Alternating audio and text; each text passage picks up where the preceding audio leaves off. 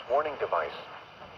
During potentially dangerous weather situations, specially built receivers are automatically activated to warn of impending hazards.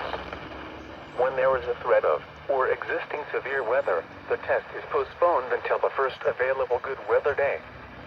Reception of this broadcast and the warning alarm will vary at any given location.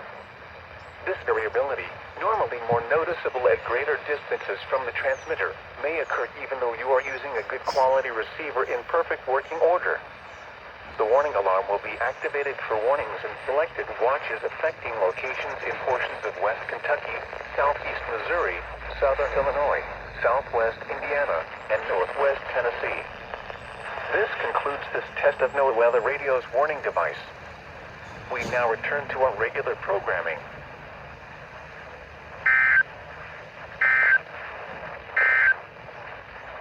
Here is the latest National Weather Service forecast for the Ozark Foothills region.